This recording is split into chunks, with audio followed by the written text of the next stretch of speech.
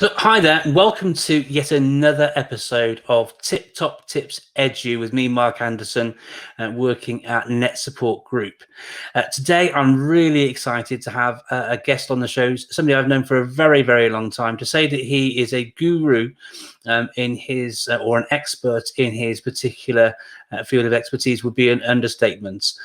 He knows so much about the topic we're going to be covering today, so it gives me great pleasure to welcome onto the show today somebody who is known as the Esafety Adviser, but to me, I know him as Alan Mackenzie. Alan, welcome to the show today. How are you, sir? Hello, Mark. Very good to see you. I'm very well, thank you. How are you?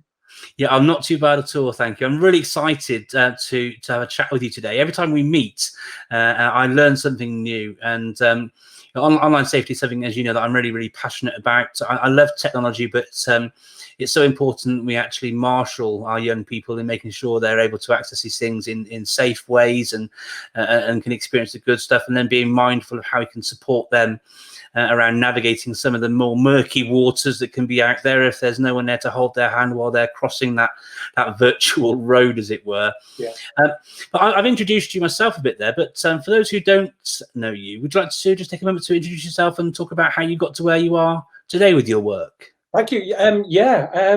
Quite a diverse background. I started from school in the submarine service, believe it or not,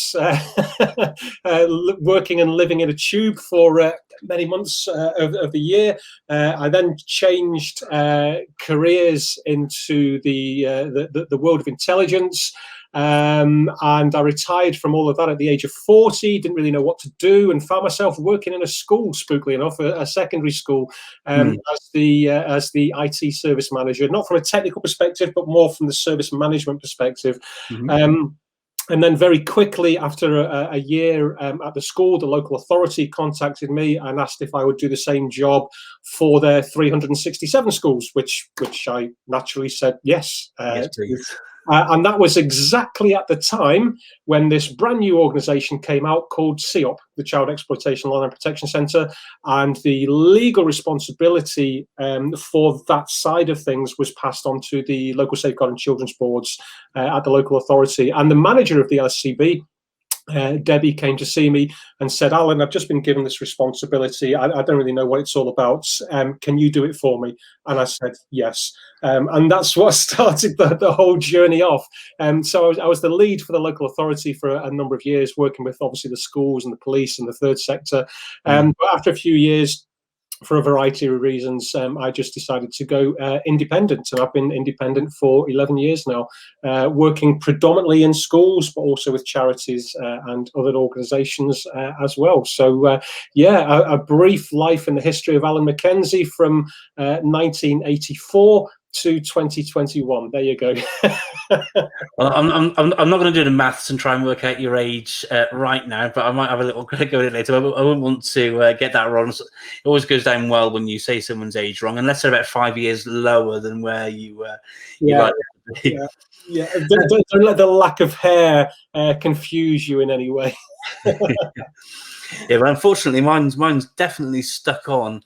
Not coming off anytime soon at my end. So the grey sort of gives a bit of a takeaway from mine. But I digress. The TipTopTipsEdu show, Alan, the idea behind it is to provide teachers, educators, school leaders with some tip-top tips in different ways in which we can think about education. So sometimes on the show that's talking about leadership, sometimes that's talking about oracy, sometimes that's talking about all manner of things. But with you on the show today, it would be remiss of me to not try and sort of pick into your massive brain full of knowledge around all the things that are out there. So with that in mind, I've got some questions to run through with you today. We're in a position here in England where schools are looking to return back to a bit more of normality with children back in schools, and we're seeing that happening increasingly around the rest of the UK and the world in the coming weeks and months. As students will be returning to school soon, have you got any online safety advice you'll be giving to schools at this point in time? Yeah, absolutely. I mean, schools by and large are going to have so many other priorities, on their minds, and online safety is just going to be one of those priorities. Safeguarding as a whole is obviously always the top priority. So there does need to be a balance. I am assuming at this point that a lot of the curriculum has gone out the window, and it's going to be a matter of reprioritizing, starting again, looking at what needs to be done. I think a lot of questions out there are still without answers at the moment. One thing I would say, first of all, is that the staff training for a start really does need to be up to date, and that is so important, because all staff, teaching and support staff, they are so integral to everything safeguarding. It is so important, and yet year on year, if you look at the research that comes out from Professor Andy Phippen, using statistics from around 14,000 schools in England and Wales, staff training, up to date staff training, is is consistently the second worst. Now, I think, if memory serves me right, out of those 14,000 schools, roughly 50% of those schools have no in-date or no planned staff online safety training. I'd say that's number two. Number one, consistently year on year, is governors. So staff and governor training has to be up to date. And the reason for that, the reason why I say that as number one, is because when the students do start coming back into school, I think a lot of the issues we're going to be seeing are going to be centered around well-being. I think that's perhaps going to be one of the biggest topics. And the way I engage with that is simple. Everything I say here today is going to be simple. I'm a very simple person. It's about having open conversations with the children, finding out what they've been up to. And when I say children, I'm talking about anyone under 18 here. Having open conversations with them, in order that they've got a voice. They can talk about things that have been worrying them, or and the way you engage with that is just simply ask them, what have you been doing? What have you been getting up to? How are you keeping in touch with your friends? Is it via your gaming? Is it via your TikTok? Whatever it is, and just get those conversations opened up, and that can be incredibly useful, because when you're talking about things that the students are actually doing, it gives them a sense that you can be trusted, if that makes sense. Even in a primary school, I know we shouldn't really be talking about social media in primary school because you can be seen as promoting it. However, the children of that age having a voice to be able to open up and talk about the things that have been affecting them, or something that has affected them, is so incredibly important. And that feeds right into well-being, whether it's SMSC, whether it's PSHE, whatever it is, it doesn't matter. But just having those open conversations, and that can really help the school as well. And I'll give you an example to explain that. So I have visited one school over the last year, for obvious reasons, and that was right at the beginning of September, just as schools were opening up again for that short period of time. And I went into a primary school, and although I spoke to all of the year groups, year 5 and 6 in particular, my favourite year groups by far, because they're so open, they're so honest, and they're so engaging. And there were 3 year 5 classes, there were 3 year 6 classes. What I found very interesting is that they all, for a start, wanted to talk about social media, but specifically talking about TikTok with these children. Not me talking about TikTok, they were talking about TikTok. There were roughly, on average, 6 or 7 children in each class who specifically said that they used TikTok during the lockdown periods to get their channel followers over 1,000 followers. Now, that's important. That's important to understand in a school, really important. And the reason is this: because once you get to that 1,000 follower stage, you are then allowed to go live on TikTok. Now, that's incredibly important because live streaming, when it comes to child sexual exploitation, is one of the biggest emerging risk areas, and it's becoming incredibly concerning. So, one, having this, the student being able to talk about this thing openly, give their opinion on it, what they're doing, etc., etc. Secondly, incredibly good intelligence for those class teachers and the school as a whole as well. So it fits into two main areas. One thing I would say around well-being is don't focus on screen time. Screen time, for the most part, whether in lockdown or not in lockdown, is irrelevant for the most part in regards to what we're talking about. If you do want to talk about screen time, you need to talk about the what and the why first, because without knowing what they're doing, without knowing why they're doing it, the time is irrelevant, completely and utterly irrelevant. And it's like these studies you see that, children spend 3 hours a day on this or 4 hours a day on that. Those statistics are useless for the job that we do. They don't actually say anything. What we want to know is, what are they doing and why are they doing it? And does time fit into that equation somewhere? I hope that makes sense. But I know there's been an awful lot of focus on screen time over the last few years, and most of it is complete and utter rubbish without knowing other facts before that. So focusing on screen time is a big one. Focusing on well-being is probably the biggest one. I think it's probably the biggest one that we're going to see as well. And just by giving the students the open opportunity to ask their questions is really, really useful. For example, over the last few months, I've been doing something called Ask Alan. So it's where the students themselves have the opportunity to ask me any questions that they want. I've stopped doing it now because it's just been too much work. But essentially what I was doing is I was creating videos that I would send back to the school. So the children would ask questions, I would make a video answering all those questions, and then the school would get the video back. Well, I say I've stopped it now. But I got questions from year 1 all the way through to year 12, and the questions were amazing. But interestingly, most of the questions were how do I based. How do I do something? And I think this is important because I'm guilty of this as well, going into school and sometimes just talking at the students, if that makes sense, and it also, comes across as like an article in some ways. You're just talking about something. But the questions that were coming back from the students, for example, very, very common question, year 5s and 6s, how do I stop my accounts from getting hacked? Well, that is very relevant to them, and I know it's relevant because most of the questions were around account hacking. But it's also relevant because it means that I can feed safeguarding information into my answer, things like digital footprint, being careful what you post, setting your accounts to private, and that sort of thing. So just by asking them questions, allowing them to open up, allows you to inject that important information back in there.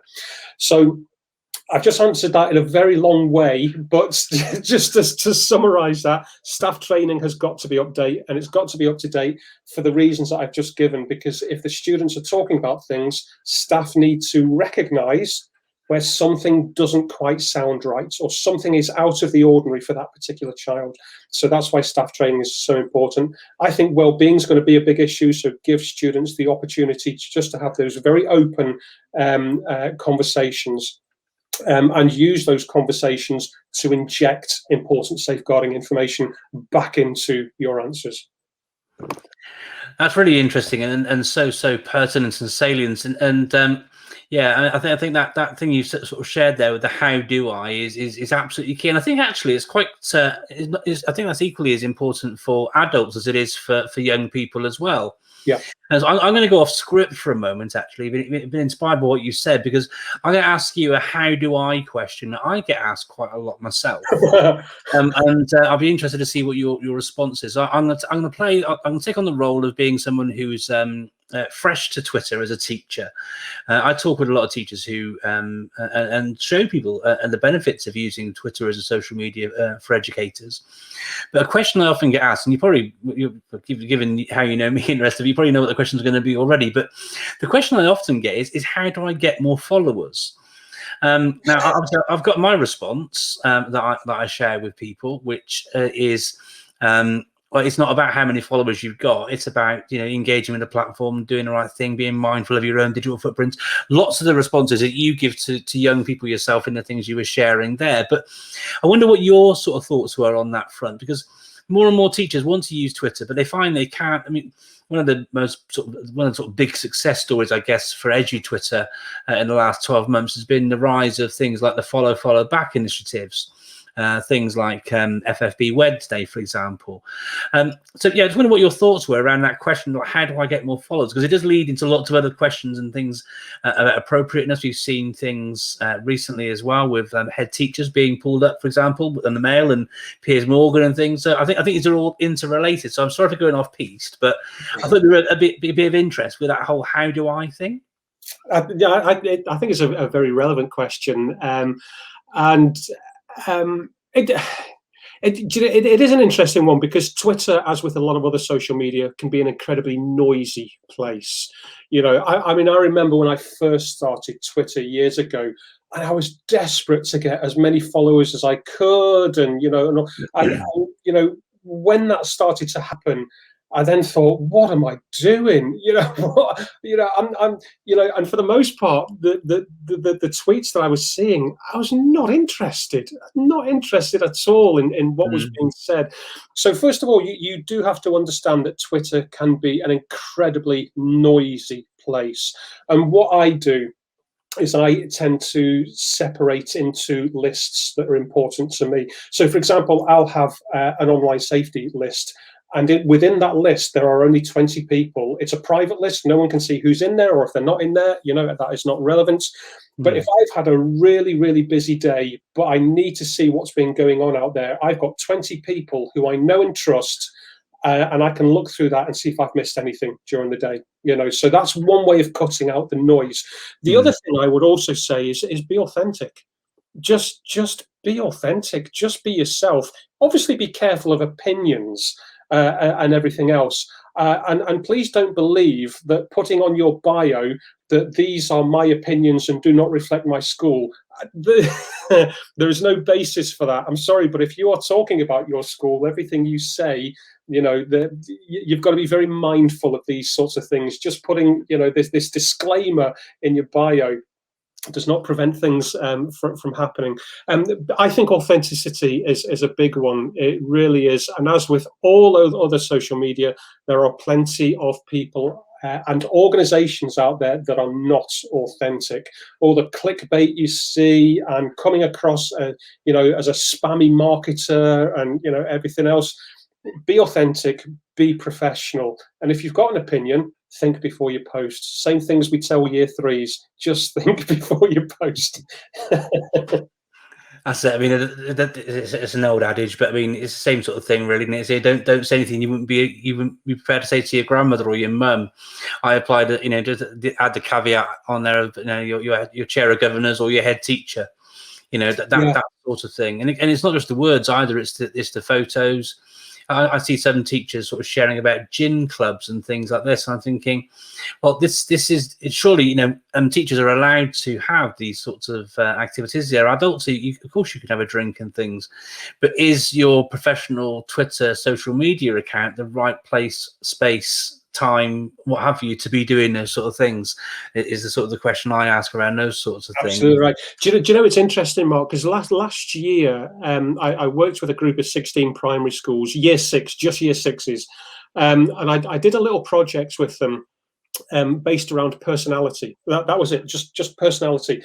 And what I wanted to do is I wanted for all of us to look at what they thought their personalities were in real life, as in face-to-face physical, and then look at their personalities online and see if there was a difference between the two. And when I started this, started the lesson with all of these year 6s, they all said, no, my personality is the same. It's just me. It's what I am. And when you dug deeper and asked them to consider their online accounts, what they post, what they're doing, and that sort of stuff, every single one of them realized that their personality face-to-face, there is a very, very significant difference between their personality face-to-face and their personality online. And whether we realize that or not, it is absolutely true. We have very, very different personalities face-to-face than we do online. And that was really eye-opening for a lot of these children when they realized, you know what, I wouldn't do that in real life to my friends. I wouldn't do that in school, but I'm doing it online. Why am I doing it online? And that's all about critical thinking, isn't it? Is getting them to think about these things. And they started to realize, I'm doing these really silly things on TikTok. I wouldn't consider doing that in the high streets or even at home or anything. Very, very interesting conversations to have. But even as adults, we get that as well. Our personalities, what we see online is not, often what you get face to face. Yeah, and often, like you said, there being a lot of sort of noise versus signal as well. A large part of that as well is about sort of the whole sort of me sort of thing, with people sharing, so much all the time, because it sort of dilutes the efficacy, I guess, or the impact of some of these things as well. That's really interesting, Alan. Thank you very much for sharing that. It's very true as well, like you say, that the things which are relevant for children in year 3 are just as relevant for those in year 13 and those who are 33 and beyond. We see that massively everywhere. I've got another question for you, Alan. I think you might have actually answered it a little bit already, but online safety can be such a hugely diverse and fast-moving environment. It's a bit like me with my educational technology hat on, trying to keep up with the latest apps and bits and bobs and things that are out there. But with it being such a fast-moving environment and teachers already being busy juggling, and spinning lots of plates and these different things, how can teachers and schools keep up to date on things that matter to them? How would you recommend people can go about doing those things? It's a really difficult one, because there is so much information that is out there, and I suppose in one way, it's not about how do you keep up to date, but also who you trust as well. Is that clickbait? Is that real? Is that information 10 years old? Are these really the 10 top apps that are the most dangerous for children and parents really need to know about them? No is the answer to that. That is just pure clickbait rubbish. It is a difficult one, and then you combine that with, as I mentioned earlier, the priorities that teachers have got, not just teachers and support staff, of course. The DSL, incredibly important in all of this. So keeping up to date can be difficult. So for one, I've already mentioned it, Twitter and Twitter lists. That is one of the ways that I do it. And like I say, I've got a list that I use for professionals and academics that I trust. And I don't share that list. I don't share who is on there, because they are just people that I personally trust, and I know for specific areas of online safety, I know that I can go to them and see if I've missed anything or anything else. So do use Twitter lists. They can be incredibly useful. They can. The only other way really is looking to organizations that you trust and put out information. For example, the local, I know that local authorities, they still put out weekly emails or monthly newsletters and that sort of thing. Sign up to those. They can be incredibly useful. I have a mailing list that I use if anyone wants to jump onto that. I send a weekly email out every Wednesday for things that I've come across over the last week or so, whether that be new curriculum resources, whether that be new government guidance that's come out, whether that just be thoughts and opinions. That goes out every single Wednesday, and anybody can sign up to that. So there's no money involved, there's no spammy advertising or anything like that. It is just me putting my thoughts out there. That same mailing list is also what I use to distribute my Ditto magazine. Again, it's completely free, no spammy advertising or anything like that.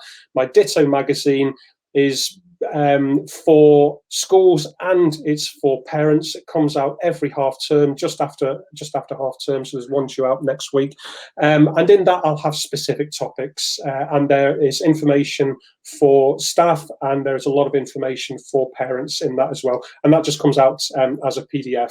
So in essence, the answer to your question, Mark, is I do a lot of work for the schools. And it is a good way of keeping up to date. And if I think there's better information out there, I'll point you to that information. I don't know everything. I can't know everything. So I will point people to that information, whether that's a charity, whether it's an organisation, whether it's a fellow consultant. I will point them to that information. I'm not precious about that sort of thing. Brilliant. Thank you very much, Alan. Just jumping back into what you said there, that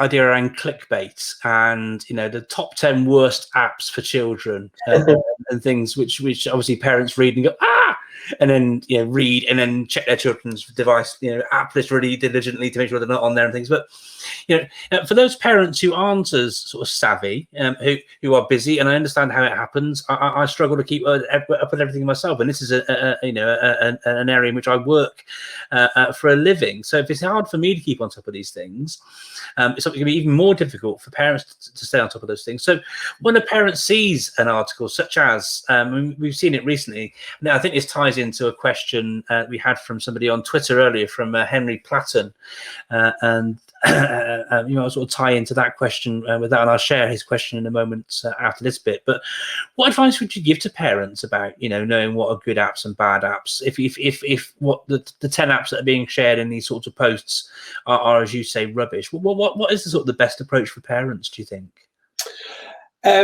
Generally speaking, and I'm talking generally speaking for the moment, there is no such thing as a good bad, a bad app, a safe app, or an unsafe app. There just isn't. And I know in online safety, there does tend to be a lot of focus on the technology side of things, i.e., apps and settings on iOS and Android and all the rest of it. For me, online safety is about behavior. And when you're looking at apps and such like, and do you know, interestingly, a year 6 asked me this last week, how do I know if an app is safe or unsafe to use? And the way I explained it is, consider how many cars are on the road, in the world. There are billions of cars on the road. Generally speaking, there is no such thing as a dangerous car. Cars are not built to be dangerous. It's the person behind the wheel that's dangerous, putting themselves and other people into risk. It's all about behavior. That's essentially what it comes down to. And so the types of headlines that you see, top 10 most dangerous apps for children, the top 10 apps that parents need to know about, these are all clickbait, always are clickbait. Now, I said that, by and large, that is very, very generally speaking. However, there are many, many apps out there that do not help themselves, and there are some seriously nasty ones out there. In fact, there was one just a few weeks ago, Omegle. Now, Omegle, that's been around for years and years. It isn't new. It's been around for a long, long time, but it's a nasty place to be. I think it's vile, quite personally. Omegle basically is supposedly for over 18s, and it does say on the site and the app, because it's a website and an app, by the way. It does say you have to be over 18, but that's it. That's the limit. You just have to be over 18. And then it openly advertises, come in and talk to a stranger. That's what it is. So basically you click the link and you are paired with a stranger. So there was a lot of talk about this. It was either a couple of weeks ago or last week. I can't remember which one it was. And there was all this awareness raising around this dangerous Omegle and and all this sort of stuff. But Omegle's been around for years, at least 10 years Omegle's been around for. What was different about this was that a few so-called influencers had been into Omegle, they were chatting to a few people, they were then cross-posting that chat from Omegle into TikTok. And TikTok now being perhaps the most popular app that's out there at the minute in terms of daily and monthly usage, when you take out the other big ones out, such as Facebook, that's where we're starting to really see the surges in activity. Unfortunately, what you were seeing out there in regards to the advice and guidance to parents was, this is the Omegle app and it's dangerous and this, that and the other. And it was missing out the fact that it's really, really old. Most children and young people don't go onto these apps, or some might pop on there as a matter of curiosity, but also as part of the raising awareness there. You're introducing curiosity, as a part of this. On balance, that's incredibly difficult for a school to put information out in regards to, well, do I engage with this? Do I warn parents of this? And that is, it's such a difficult balance for schools, and the advice I would always give around that, which leads into your question about parents specifically, is you've got to be balanced. You've got to make a judgment as to whether this information is actually worthwhile to put out or not. And what I mean by that is, when I saw these various shares that were going on Twitter, spookily enough, in regards to Omegle, I didn't retweet them, I didn't acknowledge them, nothing at all.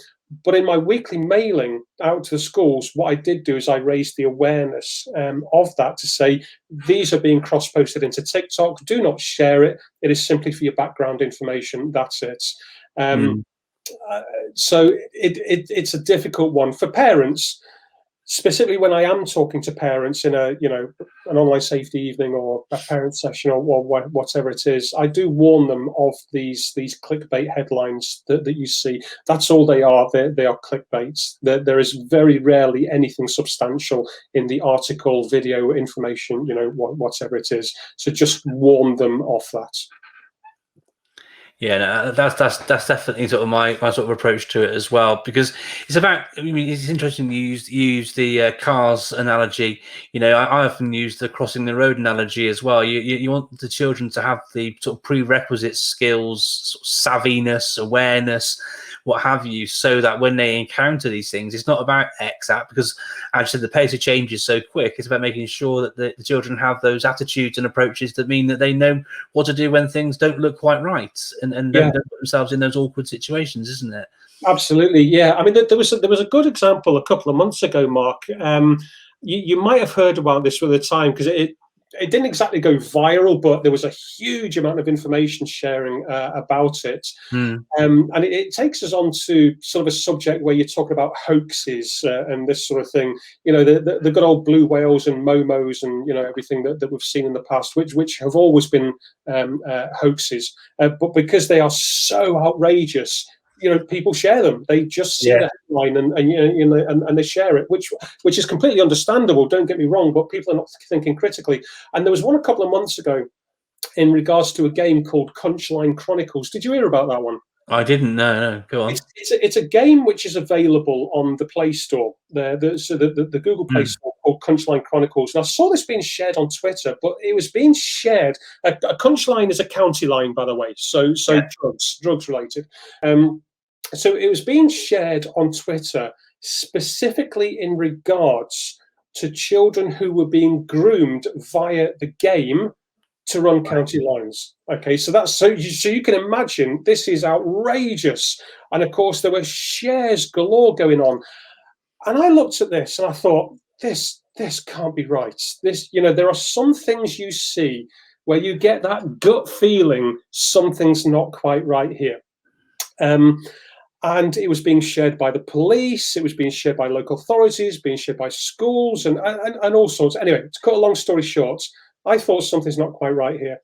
I downloaded the game onto my phone, and literally within 2 minutes, I determined that there were no communications features in this game whatsoever, none. So how the reporting was going on that children were being groomed in the game to run county lines or be drugs runners or whatever it is was completely beyond me. So that brings us back to this whole trust thing. Just because somebody is a professional, i.e. a police officer, and I am not disrespecting the police here at all.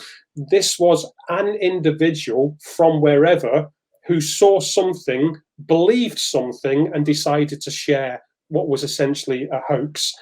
So you have to be very careful and think very, very critically about, what it is that you're sharing. And I always go back to this thing about gut instinct. If something sounds so outrageous, look into it deeper. And for God's sakes, don't share it just because it looks so outrageous. No, great advice. Thank you very much there, Alan. And in that you kind of answered the two sort of extra questions that I had for you. The one question I mentioned from Henry Platton was how do you deal with a hoax and how to handle it when old sites hit the headlines again? So you covered that with Omegle. The other question was from Kat Couchy, our own Kat Couchy, really school product manager here at NetSupport, said about sharing tips for ensuring information is reliable and how you can pass those skills on to pupils, where there being so much fake news around at the moment. And you kind of responded and answered to that one as well. Yeah, you got anything else to add to that? Yeah, it's a good topical question, Mark, and it's good and it's topical. One, because of the situation we all find ourselves in, over the last year. But to be honest, it always has been a good topical one as well. And just to add further onto that, it was partially the topic of Safer Internet Day as well. In other words, an internet we trust, which was looking at misinformation and disinformation and all the rest of it. Now, there's lots of advice and guidance in there in regards to checking other sources, make sure it is a legitimate source, checking for spelling mistakes. Don't use Wikipedia. Actually, I don't agree with that. I think Wikipedia is a superb site, but you've just got to be very critical about what you're reading, because remember, isn't it? Yeah, absolutely. Wikipedia is absolutely superb as long as you're not using it as the #1 main source. As long as you are checking other sources, there's nothing whatsoever wrong. In fact, I saw a study. Sorry for going off the beaten track. I saw a study a couple of years ago. Now, where this study got its facts from, I don't know, but I found it very funny. But it tried to prove that Wikipedia is actually more reliable than the BBC, and I thought that was really quite interesting. Anyway, I'm going off the beaten track a little bit. You do see a lot of advice and guidance out there in regards to checking other sources. Is a legitimate website? Check the URL and all the rest of it. I think what a lot of people miss out is what I've just mentioned, is that gut instinct that just doesn't sound or feel right. Yeah, and that gut instinct is so incredibly powerful. It really is. Now, tips for sharing with teachers or the children, young people in school. I would always, and I do this in school, is I was always use real life examples, and there are plenty going around there, but keep it topical. For example, when talking with primary age students, I will always talk about the gaming, their YouTube and their social media experiences, and I'll use examples from gaming, YouTube and social media. And so you can use examples like that. And a really good one, just one example for younger children, is YouTube. And not necessarily hoaxes. I suppose it's partial hoax, partial clickbait in YouTube videos. Here's how to get free Robux, or here's how to get free FIFA coins. These sorts of things. Those very real life examples, they're the things that children are actually watching, because Roblox and FIFA and all the rest of it are the games that they are actually playing. They will use YouTube because their parents won't give them money, so they will use YouTube to see, how can I get these for free? And you remember what I said earlier on, kids were asking the how-to questions. These were some questions that they were asking. So by using that, just screenshots of something, here's how to get free Robux, that sort of thing. There's where you get the open conversations going with the children. Is this real? How do you know it's real? Are you really going to get free Robux? Have you really won that competition on that pop-up which says you're the lucky winner and you've now won an iPad? Click here for more. These sorts of things. Using those very real life examples is incredibly topical, incredibly useful. With the older students, secondary, year 9, year 10, these sorts of areas here, you can use examples from social media. There's nothing wrong with you using examples. There are no copyright issues here. But you can be talking about topics like, things like body image, which is massively topical right now. Yeah. Even looking at things like ads on Instagram, those AirPod lookalikes, are they really good or are they fakes? How do you know this? How do you determine this information? So again, just using real life examples is where you're going to get those conversations going, and that's where you can give your tips and tricks in there, is look at where there are gaps in knowledge. Because actually what you will find is many of the students, they're pretty good at determining what is fake and what is real. I think sometimes we don't realize how good they are, but they've been online for so long, for years. They're pretty good at determining these sorts of things. And I think quite a lot of the time it's adults that have more problems than the children do. I tend to find that quite a lot. The kids are pretty good with their critical thinking in regards to this. So sorry, to go back, use real life examples like that. If you're not comfortable using real life examples, go to Project Evolve. There are plenty of resources in there. projectevolve.co.uk, completely free resources, brilliant resources in Project Evolve, and use that for some lesson plans and examples and such like as well.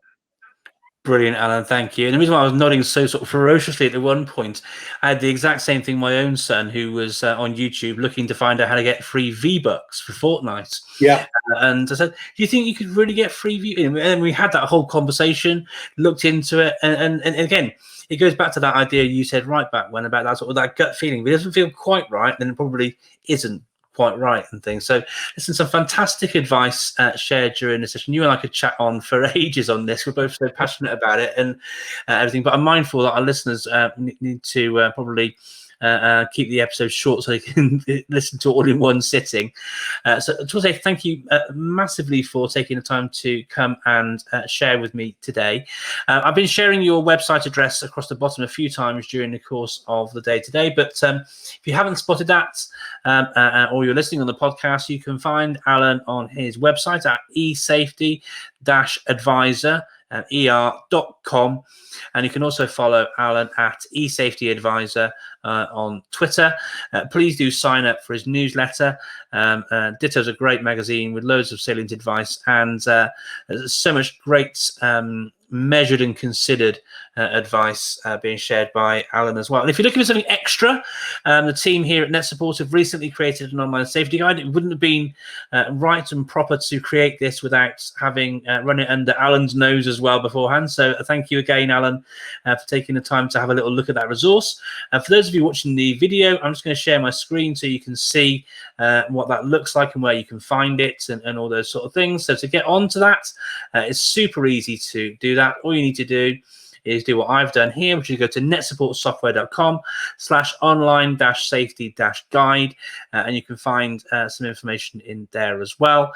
But my sort of one-stop shop all the time, my first sort of point of call for any of these things, this is a great reckoner, but as I've been alluding to with Alan during the session today, he is a really knowledgeable gentleman who knows so much about all of this. Great advice being shared. And what's lovely about the work that you do, Alan, I'll just sort of reinforce this message from earlier, like, as you shared yourself, you'll put your hand up if you don't know, if it's something you're not like the experts in, or you think someone else has got a better resource. You shared it a moment ago with that site with the resources for real life examples, for example. Yeah. So you'll always get a good response from Alan on all things online safety. So listen, was there anything else you wanted to share before we hang up on the call today, Alan? No, I think we've covered an awful lot there, Mark. It is an area that I could speak about for yonks a long time. But same as yourself, I'm conscious about everyone's time. I'd just like to say thank you to you and NetSupport for allowing me on today, and just to wish everyone that's listening or watching the very best. I know we've been through some difficult times. We've still got difficult times to go. We're not at the end, but there's light at the end of the tunnel. We're getting there. Keep that smile, even if it's false and it's in front of the children. Keep it just for them. But take care, everyone, and thank you again. Brilliant stuff. Well, listen, thank you very much, Alan. And please do stay tuned. Hit the subscribe button if you're listening on your popular podcast software, then hit the subscribe button there. Or if you're on YouTube, then obviously there's a big fat subscribe button at the bottom on there as well. Thanks for joining us, and look forward to catching you for the next episode of Tip Top Tips Edu with me, Mark Anderson at NetSupport. Thanks for joining us. Cheers.